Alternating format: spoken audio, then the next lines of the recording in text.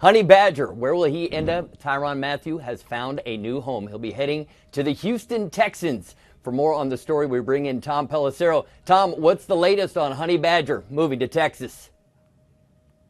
Well, J.J. Watt, give him credit for breaking the news about a half hour ago in emoji form, which is about the most 2018 thing possible. Tyrann Mathieu, I am told by a person with knowledge of the contract, has signed on with the Houston Texans. It's a one-year deal with a base value of $7 million. So short-term deal after the Arizona Cardinals released Mathieu earlier on this week. That was a surprise within the league. He ends up in a place that certainly needed safeties, and you could argue they still need additional safety help. They've got a lot of guys coming back to that defense, including J.J. Watt this year. Whitney Merciless as well, who finished the season injured. They are getting some parts back and hopefully keeping up with an offense that should have Deshaun Watson back on the field as well. Tom, with Mathieu off the market, what does this now do to the market for safeties out there? It's been a remarkably stagnant market and frustrating for some of the players and the agents who are out in it.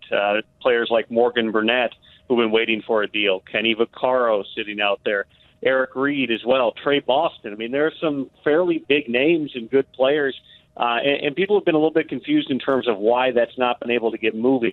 There were multiple teams that were interested in Tyrann Mathieu. The Kansas City Chiefs were one team that was at least interested in looking into it. I know that some people felt maybe the Green Bay Packers even would be interested as well. Matthew's a versatile player. He's obviously played plenty of cornerback through his career as well as safety.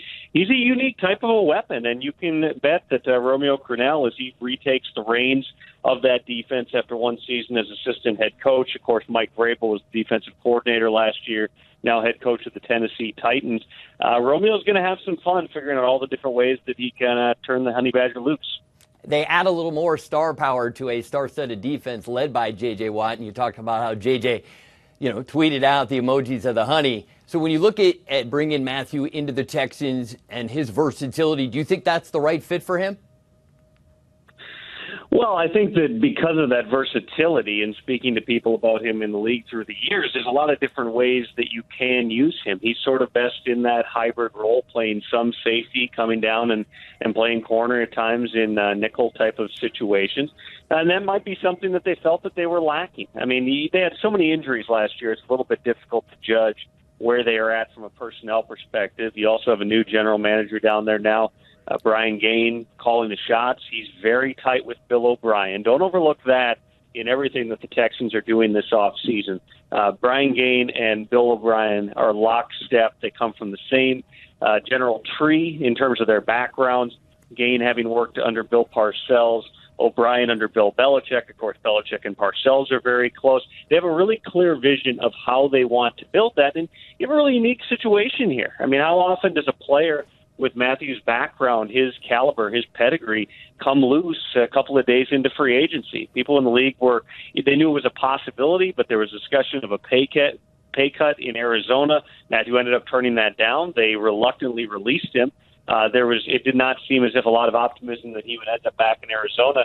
Instead, he goes to Houston, trying to help a team that's playing in a division that certainly seems much improved when you look at the Tennessee Titans getting into the postseason last year, the Jaguars going to the AFC title game, and if Andrew Luck is healthy, the Colts figure to be... Tom, when you think about Mathieu and just signing a one-year deal, he's only 25 years old. He'll be 26 before the start of next season. Do you think this helps him? Is he betting on himself by doing a one-year deal to set himself up for a big contract next offseason?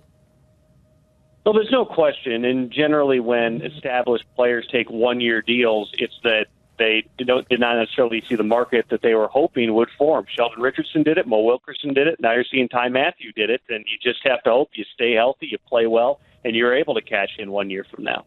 Tom Pelissero, thank you very much for the time and for the information.